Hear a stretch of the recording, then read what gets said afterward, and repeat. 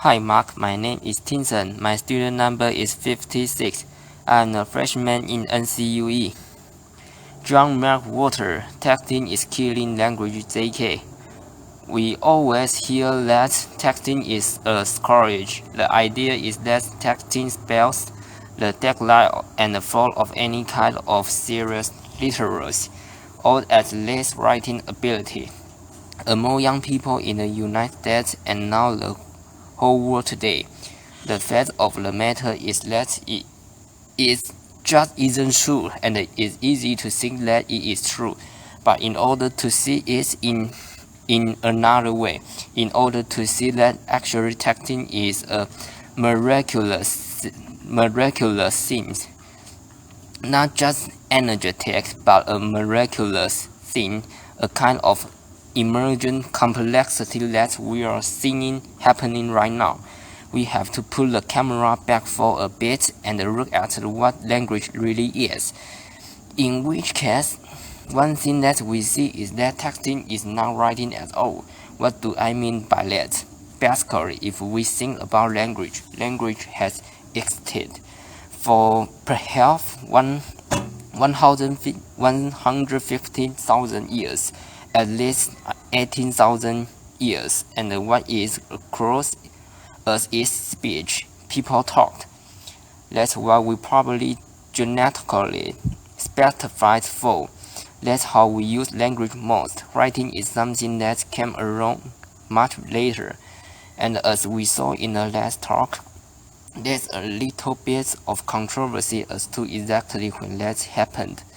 But according to the traditional estimates, if humanity had existed for 24 hours, then writing only came along at about 11:07 p.m. That's how much of a latterly thing writing is. So first there is speech, and let writing come along as a kind of artifice. Now didn't get me wrong, writing has certain advantage when you write, because it's conceptual process, because you can look backwards, you can do things with language that are much less likely if you are talking. For example, imagine a passage from Edward Gibbon, The Decline and the Fall of the Roman Emperor. The whole engagement lasted about 12 hours, till the gradual retreat of the Persia was changed into a disordered flight, of which the cheerful example was given by the principal leader and the Shuna himself. That's beautiful, but let's face it, nobody talked that way, or at least they shouldn't if they are interested in reproducing that. Laughter is not the way any human being speaks casually. Casual speech is something quite different. Linguists have actually shown that when you are speaking casually in an unmonitored way, you tend to speak in words packets of maybe 7 to 10 words. You will notice this if you ever have occasion to recall yourself or a group of people talking. That's what speech is like. Speech is much looser, is much more telegraphy, is much less reflective, very different from writing. So we naturally tend to think, because we see language written so often, that's what language is. But actually what language is speech. There are two things. Now, of course, as history has gone by, it's been natural for there to be a certain amount of break between speech and writing. So, for example, in a distant area now, it was common when one gave a speech to basically talk like writing. So I mean the kind of the speech that you see someone give in an old movie where they clear their throat and they go, ladies and gentlemen, and then they speak in a certain way which has nothing to do with casual speech. It's informal. It uses long sentence like the Gibbon one. It's basically talking like you write. And so, for example, you are thinking so much these days about Lincoln because of the movie. The Gettysburg Address was not the main meal of that event. For 2 hours before that, Edward Everett spoke on a topic that, frankly, cannot engage us today and barely delay. The point of it was to listen to him speaking like writing. Ordinary people stood and listened to that for 2 hours. It was perfectly natural. That's what people delay, speaking like writing. Well, if you can speak like writing, that logically, it follows that you might want to also sometimes write like you speak. The problem was just that in the mechanical sense, it was hard back in the day for the simple reason that material don't lead themselves to it. It's almost impossible to do that with your hand except in shorthand, and then communication is limited. On a manual typewriter, it was very difficult, and even when we have electric typewriter or to computer keyboard, the fact is that even if you can type easy enough to keep up with the pace of speech more or less, you have to have somebody who can receive your message quickly. Once you have seen in your pocket that he can receive that message, then you have the conditions let alone that we can write like we speak, and that's where texting comes in. And so texting is very loose in its structure. No one thinks about capital letter or punctuation when one texts. But then again, do you think about those things when you talk? No. And so therefore, why were you when you were texting? When what texting is, despite the fact that it involves the brute mechanic of something that we call writing, is finite speech. That's what texting is. That's what texting is. Now we can write the way we talk, and it is a very interesting thing.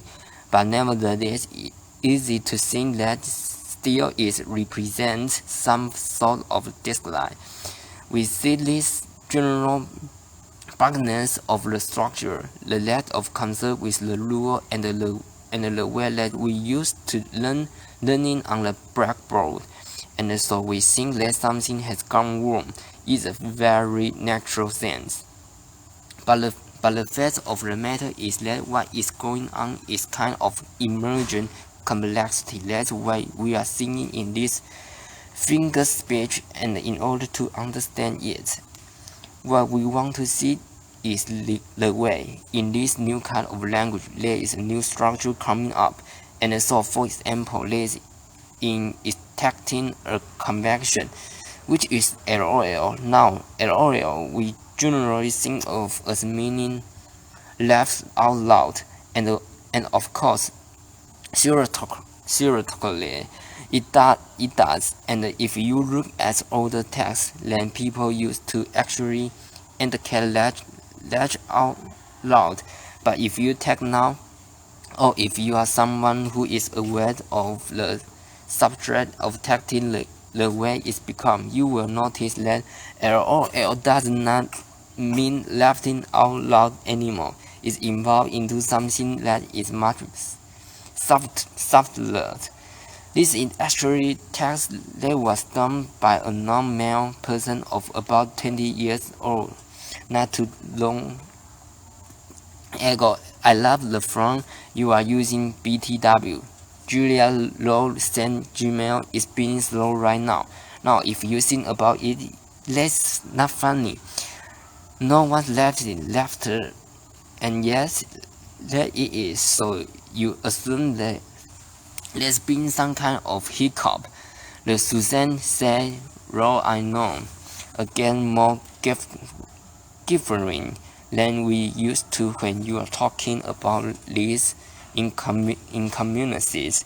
So Julia said, "I just sent you an email." Susan, "Lol, I see it. Very funny people, if that's what lol means."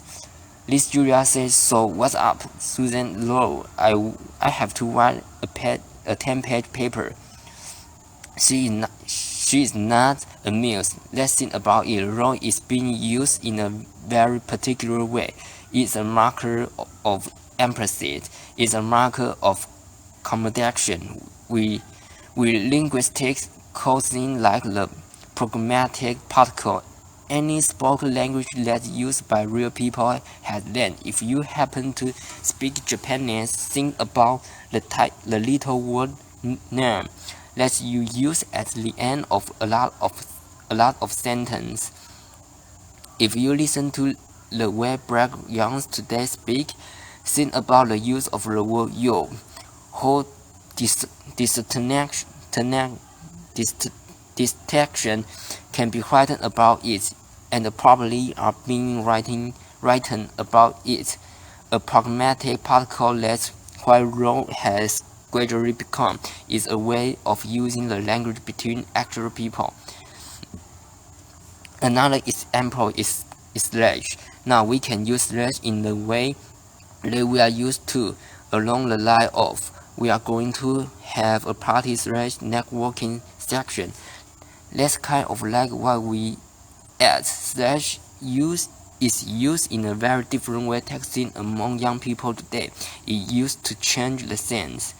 So for example, this silly person said, so I need to find people to chill with, and Jackie said, haha, you can write a dissertation about haha too, but we don't have time for that.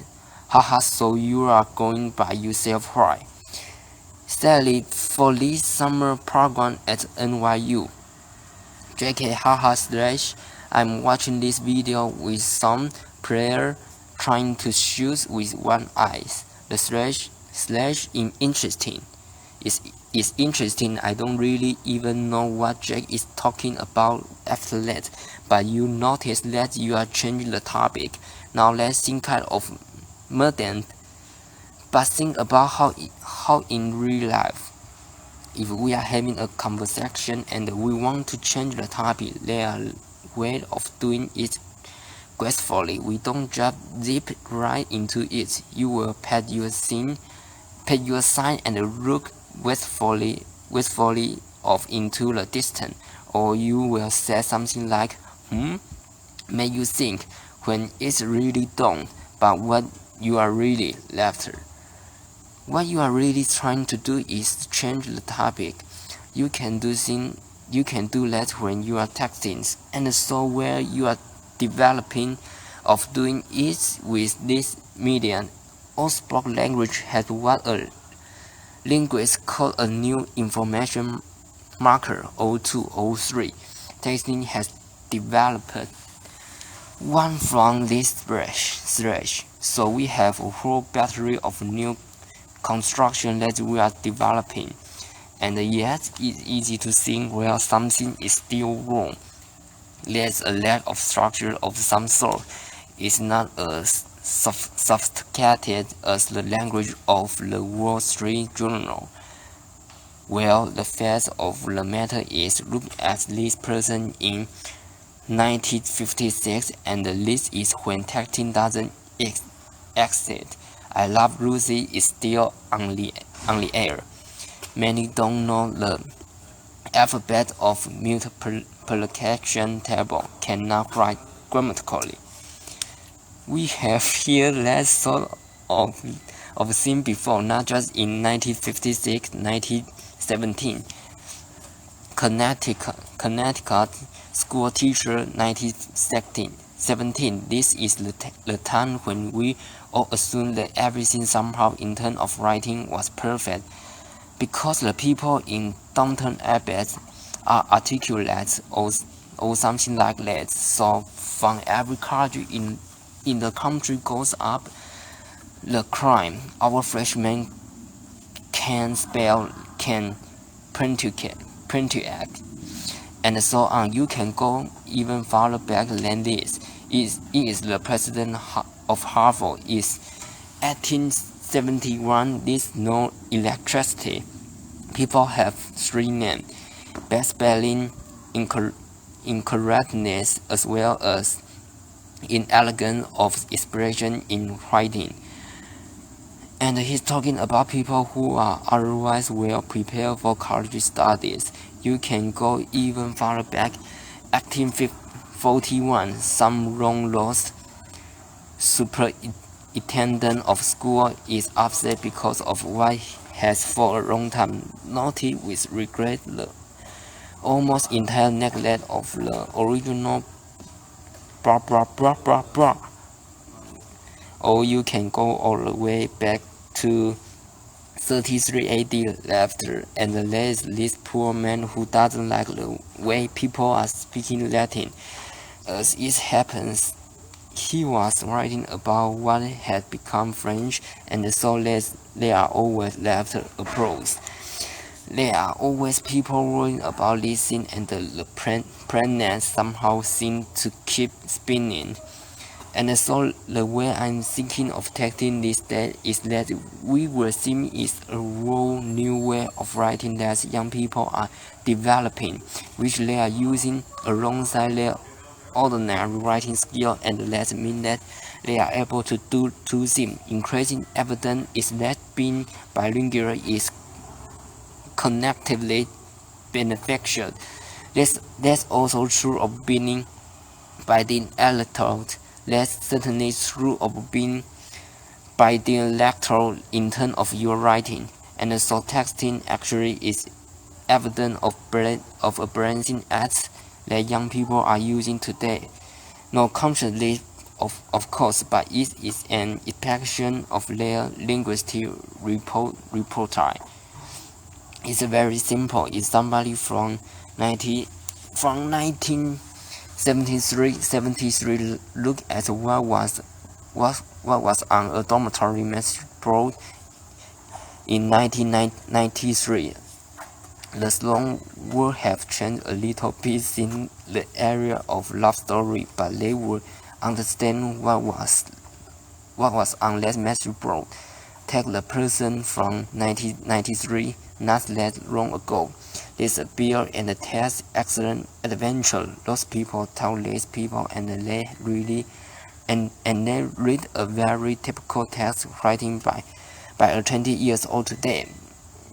Often they will have no idea what half of it means, because a whole new language has developed among our young people, doing something as modern as what it looks like to use when they are batting around on their little device. So in closing, if you can go to the future, if I can go into 2033, the first thing I would ask is whether Devon Salmon have done a secret to the wild. I would want to know, and I really would ask that, and then I would want to know actually what was going on Dental Abbey. Let's be the second thing, and then the third thing would be, please show me a share of text written by 16-year-old girl, because I will want to know where this language has developed since our time, and ideally I will then send it back to you and me now, so we can examine this linguistic miracle happening right under our noses. Thank you very much. Applause. Thank you. Applause.